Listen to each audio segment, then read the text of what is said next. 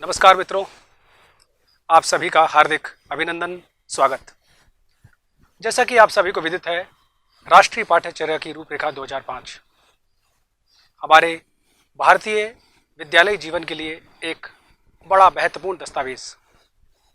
इस दस्तावेज में बहुत अच्छी बातें विद्यालय शिक्षा के लिए कही गई हैं। यदि इस पूरे दस्तावेज को देखा जाए और इसके मूल दर्शन को समझा जाए तो ये बात प्रमुखता से उभर कर आती है कि ये दस्तावेज सीखने सिखाने की प्रक्रिया को लेकर एक बदलाव की बात करता है। ये दस्तावेज बच्चों को समर्पित है, बच्चों की सीखने सिखाने के तरीकों को समर्पित है। इन सभी बातों को समाहित करते हुए हम एनसीईआरटी की ये पाठ्य पुस्तक जो कक्षा 2 के लिए निर्धारित है, रिमझिम, इससे एक छोटी सी कविता लेंगे। कविता का शीर्षक है ऊंट चला। अब कविता है, कविता को कहने के गाने के अपने तरीके हो सकते हैं, पर हाँ, अगर कला की विधाओं को इसमें समाहित किया जाए, इसमें जोड़ा जाए, तो रिमझिम की ये कविता किस तरह से रोचक हो सकती है। आइए इसके लिए हम सब मिलकर एक प्रयास करते हैं। आहा, सुप्रभात सुप्रभात, कैसे हैं? वाह, खूब खुश रहिए, स्वस्थ रहिए, मजे में रहिए और बैठिए। कैसे हैं आप लोग? बहुत अच्छे हैं। हाँ, बच्चे हमेशा अच्छे ही होते हैं, बच्चे हमेशा अच्छे ही होते हैं। आपको पता है, आज मैं आपसे कुछ बात करूंगा और बात करने के साथ साथ मुलाकात करूंगा और साथ साथ आपसे, चलिए एक ऐसी बात करता हूं जो आपने सुनी होगी। आपको पता है घर में कौन कौन होता है? कौन कौन होता है? पापा मम्मी चाचा चाची दादा दादी। पापा मम्मी चाचा चाची दादा दादी बहन भाई। वाह, नाना नानी। अच्छा, पर इतना परिवार बड़ा नहीं। इतना परिवार बड़ा नहीं होता। हाँ, हमने सुना भी है ना, छोटा परिवार सुखी परिवार। हाँ, अब आपको मैं एक ऐसी कविता सुनाने जा रहा हूं, आपके साथ बातचीत करने जा रहा हूं, जिस कविता में एक काका है और एक काकी है। काका के साथ काकी, दादा के साथ दादी, नाना के साथ नानी, मामा के साथ मामी। वाह, हमारे बच्चे तो बड़े होशियार हैं। ये आए हमारे काका और ये आई हमारी काकी। काका काकी क्या कह रहे हैं? काका काकी हमें बताएंगे एक बात, और वो बात कुछ ऐसी होगी जिसमें ये है काका की पगड़ी, ये है काका की पगड़ी, और ये है काका का दुपट्टा। काका का दुपट्टा। हाँ, और ये है काका का ऊंट। काका का काका इस पर बैठेंगे कैसे? बड़ी अच्छी बात है। तो जो बात अवनी ने कही है, उसी बात के लिए काका इस पर बैठेंगे कैसे अभी दिखाते हैं। पर एक बात है बच्चों, आपने ऊंट देखा है? हाँ। आपने गाय देखी है? हाँ। आपने बैल देखा है? हाँ। और डॉग, डीओजी डॉग, कुत्ता भी दिखाई रहा है। हाँ, अब बात यह है कि ये जानवर हमारे आसपास होते हैं, हमारे आसपास, घर पड़ोस में, गांव में, आसपास सड़कों पर हमें जानवर दिखाई देते हैं। और ये जानवर हमारी ही तरह, आप देखिएगा, जैसे हम चलते हैं, दौड़ते हैं, खाते हैं, वैसे जानवर भी चलते हैं, दौड़ते हैं, खाते हैं, है ना, पीते हैं और पीते हैं। ये है ऊंट। और अब ऊंट चलेगा, और जब ऊंट चलता है तो ऊंट के चलने का अपना एक तरीका होता है। वही तरीका हमारी इस कविता में है, जिस कविता का शीर्षक है ऊंट चला। ऊंट चला। ऊंट चला। हाँ, ऊंट चला भाई ऊंट चला, ऊंट चला भाई ऊंट चला, हिलता डुलता ऊंट चला, ऊंट चला भाई ऊंट चला, हिलता डुलता ऊंट चला। इतना ऊंचा ऊंट चला, इतना ऊंचा ऊंट चला, ऊंट चला भाई ऊंट चला, ऊंट चला भाई ऊंट चला। अब देखिए एक बात और है, ऊंट के लिए कहा जाता है कि उसकी गर्दन ऊंची होती है और पीठ भी ऊंची होती है। अब मैं आपको इसको गा के बताऊंगा, फिर आप जब मैं आपसे कहूंगा तो आप मेरे साथ गाना, ठीक है ना? और ऊंची गर्दन ऊंची पीठ, पीठ उठाए ऊंट चला, ऊंची गर्दन ऊंची पीठ, पीठ उठाए ऊंट चला। ऊंची गर्दन और ऊंची पीठ, ऊंची गर्दन और ऊंची पीठ। और फिर क्या है, ऊंट जहां चलता है वो जगह कौन सी होती है? बालू में। लेकिन कभी कभी हमारे शहर में, हमारे गांव में, हमारे घर के आसपास भी हमें ऊंट दिखाई देता है। ये कविता जो है ये कह रही है ऊंची गर्दन ऊंची पीठ, पीठ उठाए ऊंट चला, बालू है तो होने दो, बालू है तो होने दो, बोझ ऊंट को ढोने दो, बालू है तो होने दो, बोझ ऊंट को ढोने दो, बालू में भी नहीं फंसेगा, नहीं फंसेगा बालू में, बालू में भी ऊंट चला, ऊंट चला भाई ऊंट चला, ऊंट चला भाई ऊंट चला। जब थक कर बैठेगा ऊंट, जब थक कर बैठेगा ऊंट, किस करवट बैठेगा ऊंट, जब थक कर बैठेगा ऊंट, किस करवट बैठेगा ऊंट, बता सकेगा कौन भला, ऊंट चला भाई ऊंट चला, ऊंट चला भाई ऊंट चला, ऊंट चला भाई। हाँ, ऊंट चला। अब देखिए मेरे साथ अवनी है, मनतेज है, यति है और आरुष है। अभी हमने किसको चलाया था? ऊंट को चला। ऊंट चला, ऐसे और भी जानवर चलते हैं। पर एक बात यह है, ऊंट जहां पर रहता है वो ठंडा प्रदेश होता है या गर्म प्रदेश होता है? गर्म प्रदेश। हाँ, रेगिस्तान में। और रेगिस्तान में क्या मिलता है? पानी, पानी, रेत, रेत, बालू, मिट्टी। इसलिए हैं, ज्यादा रेगिस्तान में रेती। हाँ, ज्यादा रेगिस्तान में रेत ही मिलती है और रेत के ढेर, बालू के ढेर होते हैं और बालू के ढेर में पैर फंस जाते हैं। इसलिए हमारी कविता में एक बात आई है कि बालू है तो होने दो, बोझ ऊंट को ढोने दो। अच्छा, बोझ क्या होता है? सामान, सामान और भारी चीज। और भारी चीज। आपने देखा है जानवरों को बोझ उठाते हुए? देखा है? गधे को देखा है। बैलगाड़ी होती है, घोड़ा गाड़ी होती है, ऐसे ही ऊंट गाड़ी भी होती है। जानवर बोझ ढोते हैं। अच्छा बनतेज, आपको कैसा लगता है जब कोई जानवर बोझ ढोता है? बहुत बुरा लगता है। क्यों? क्योंकि हम भी उनकी तरह ही हैं और वो भी हमारी तरह ही। हाँ, क्योंकि वो भी हमारी तरह ही है। और जब जानवर बोझ ढोता है तो बोझ ढोने से क्या होता है? वो थक जाता है, थक कर चूर हो जाता है, मजबूर होता है, क्योंकि वो मालिक के हाथ बंधा हुआ है। आपने देखा होगा ना जानवर किस तरह से बोझ ढोता हुआ आगे बढ़ता है। और अगर वो भरता नहीं है तो मालिक उसे मारता हाँ, अवनी ने ये बात बहुत अच्छी कही कि अगर बोझ नहीं ढोता है तो मालिक उसे मारता मारता भी है। घोड़े को मारता हाँ, मारना अच्छी बात नहीं है, लड़ना अच्छी बात, नहीं है, झगड़ना अच्छी बात। नहीं है। हाँ, और एक बात और है, ऊंट जो है ऊंचा होता है।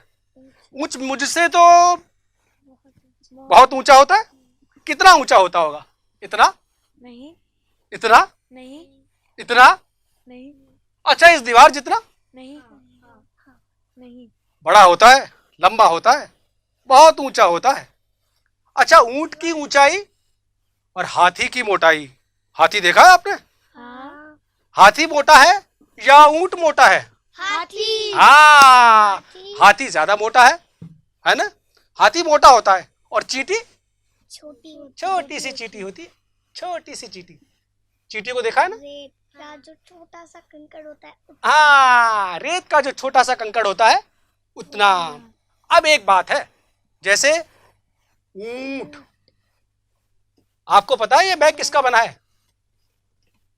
एक शब्द है जो ऊंट से मिलता जुलता है, जूट। जूट। वाह, टूट। कोई चीज नीचे गिर जाती है तो गई वो टूट। आप देखना, ऊंट, जूट, टूट और घूंट। घूंट क्या होता है? पानी का ग्लास। हाँ, एक घूंट पानी पिया, घूंट, दूध पी एक घूंट दूध पी लिया। और कभी कभी हम कहते हैं अरे झूठ, है ना? हाँ, तो आप और हम ऐसी कोशिश करते हैं और हमें करना भी चाहिए कि हम पहचाने कि कौन कौन से शब्द ऐसे हैं जो ऊंट, जूठ, टूट, घूंट जूट। और झूठ। जूट। ऐसे ही अब, कब, तब। जब, तब। ऐसे ही बालू, बालू माने, बालू माने रेतीली। रेत, रेतीली। बालू, भालू भालू, आलू आलू, चालू चालू। चालू कौन है? आलू का चालू आलू का चालू।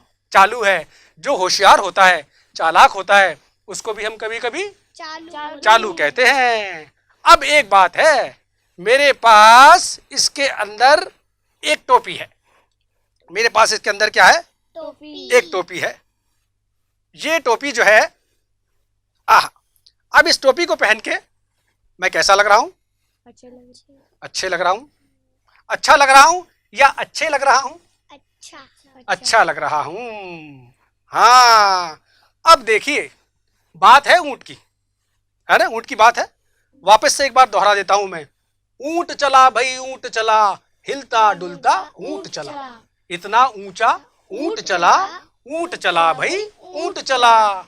ऊंची गर्दन ऊंची पीठ, पीठ उठाए ऊंट चला। बालू है, बालू है तो होने दो, बोझ ऊंट को ढोने दो। नहीं फंसेगा बालू में, बालू में भी ऊंट चला, ऊंट चला भाई ऊंट चला। अच्छा, एक बात बताइए बच्चों, आपको मैं बात कर रहा था काका काका काकी की। अच्छा, आपको अपने घर में पापा मम्मी के साथ आप रहते हैं, है ना? और कभी कभी आप नाना नानी के जाते होंगे, दादा दादी के जाते होंगे, वो लोग आपसे मिलने भी आते होंगे। एक अच्छी बात यह है कि हमारे साथ जो भी बड़े लोग हमारे घर परिवार के होते हैं, वो हमें कहानियां सुनाते हैं, कविताएं सुनाते हैं, गाना सुनाते हैं, गीत।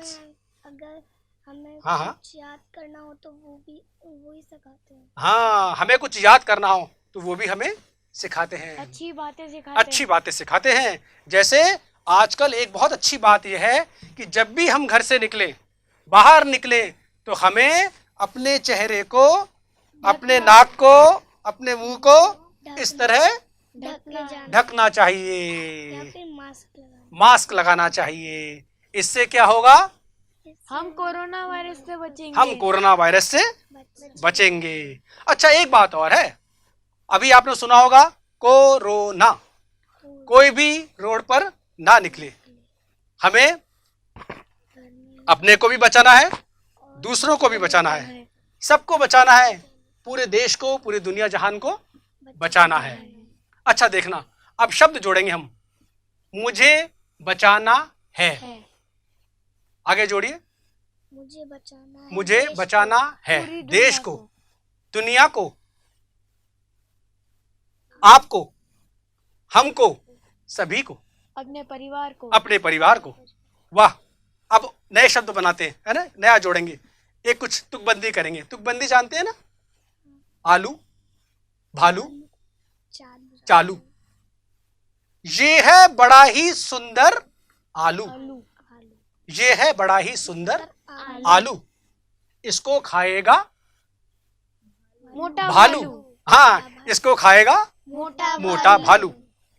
ये है बड़ा ही सुंदर आलू, इसको खाएगा मोटा भालू। अच्छा, ऐसे ही ऊंचा ऊंचा और नीचा नीचा। देखना, अब मैं इशारा करूंगा, आप बताना।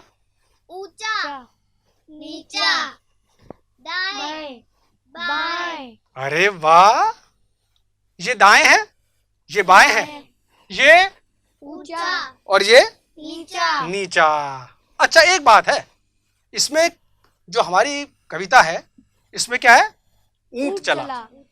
अब चला हिलता डुलता। अब देखना मेरे साथ, देखा, मैं कोशिश करता हूं ऊंट को चलाने की। ऊंट चला भाई ऊंट चला, हिलता डुलता ऊंट चला। ऊंट चला भाई ऊंट चला, हिलता डुलता ऊंट चला। अच्छा यति, आप बताओ, आप जब चलते हो आप हिलते डुलते हो? नहीं नहीं, क्यों? देखिए, बिना हिले तो हम चल नहीं सकते, लेकिन हाँ, आपने देखा होगा कि जानवर अलग तरह से हिलकर चलता है, हिलता डुलता। भालू जाता हाँ, अलग अलग जानवर अलग अलग तरह से चलते हैं है और चरते हैं। चरना भी तो होता है, चार चरना, घास खाना, चारा खाना, है ना? आपने ऊंट को देखा है खाते हुए? नहीं देखा? मैंने गाय को भी देखा है। गाय को देखा है ना? हाँ, अब मैं दिखाता हूं आपको ऊंट बनके। और ऊंट बड़ा होता है, ऊंचा होता है, और ऊंट के नीचे से निकलेगी अवनी। ठीक है, ये बन गया मैं ऊंट। अब अवनी आओ, ऊंट के नीचे से निकल के दिखाओ। वाह, अब वापस इधर से आओ और अपनी जगह पर बैठ जाओ। हाँ, एक बात तो है, ऊंट बड़ा जानवर होता है, ऊंचा होता है ना? हमने कविताएं पढ़ा ने, ऊंची गर्दन ऊंची पीठ, ऊंची गर्दन ऊंची पीठ, पीठ पीठ उठाए ऊंट चला। अरे हाँ, अवनी एक बात बताओ, अगर ऊंट पर चढ़ना हो, ऊंट के ऊपर बैठना हो, तो क्या करोगी? हम ऊँट को नीचे बिठाएंगे और उस पर चढ़ेंगे, या फिर हम ऊँट के पास में कुछ चीज से उसके ऊपर हाँ, एक तो ये बताया कि ऊंट को हम नीचे बैठाएंगे। ऊंट अगर थक गया, कविता में ना, अगर ऊंट थक जाएगा तो चढ़ेंगे। हम उस बैठ जाएगा ऐसे कर कर। और जब हम उसके थक- ऊपर चढ़ सकते हैं। हाँ, अगर ऊंट खड़ा हो तो उसके ऊपर कैसे चढ़ेंगे? किसी चीज लगा वो चीज क्या होगी बताओ? सीढ़ी सीढ़ी होगी। और सीढ़ी नहीं है तो बड़ी स्टूल, उससे बड़ी स्टूल, है ना? आपने अपने घर में स्टूल देखी है ना? टेबल है, कुर्सी है, स्टूल है, इस तरह की चीजें हमारे घर में होती हैं।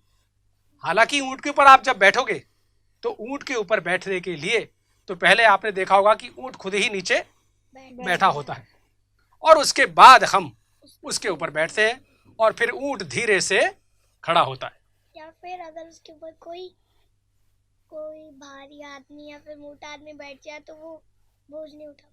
हाँ, ऐसा हो सकता है, लेकिन ऊंट का वजन खुद का भी बहुत होता है, वो वजन उठा लेता है। बात यहाँ पर यह है कि अगर ऊंट के ऊपर बैठना हो तो उसके कई तरीके हो सकते हैं। कुर्सी भी ले सकते हैं, टेबल भी ले सकते हैं, स्टूल भी ले सकते हैं। इस कविता में हमने जो पढ़ा बच्चों, वो ये है कि ऊंट के चलने को देखा, उसके हिलने डुलने की बात की। हमने ये देखा कि ऊंट बालू में, रेगिस्तान में, मरुस्थल में बड़ी आसानी से चलता है, दौड़ता है, और बालू में उसके पैर फंसते नहीं हैं। अगर हम बालू में पैर गद्देदार गद्देदार होते हैं। अवनी ने बहुत अच्छी बात की। अब हम अवनी के लिए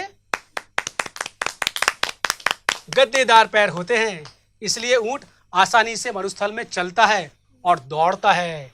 इसलिए ऊंट को क्या कहा जाता है? रेगिस्तान का जहाज। जैसे जहाज पानी में चलता है, दौड़ता है, वैसे ही ऊंट पानी में चलता है।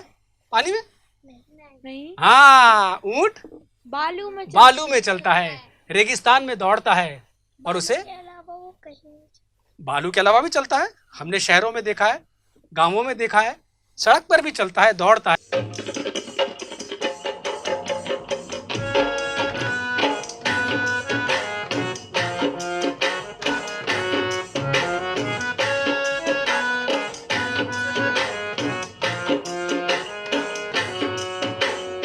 ऊँट चला भाई ऊँट चला, हिलता डुलता ऊँट चला। ऊँट चला भाई ऊँट चला, हिलता डुलता ऊँट चला। इतना ऊँचा ऊँट चला, ऊँट चला भाई ऊँट चला। इतना ऊँचा ऊँट चला, ऊँट चला भाई ऊँट चला। ऊँची गर्दन ऊँची पीठ, पीठ उठाए ऊँट चला। ऊँची गर्दन ऊँची पीठ, पीठ उठाए ऊँट चला।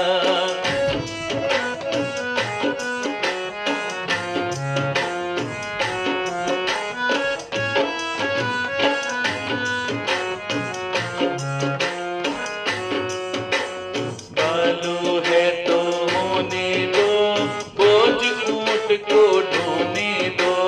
बालू है तो होने दो, बोझ ऊँट को ढोने दो। नहीं फंसेगा बालों में भी ऊँट चला।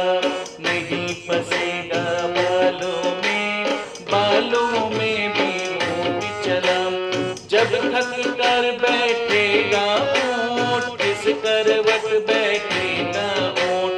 जब थक कर बैठेगा ऊँट, किस करवट बैठेगा ऊँट।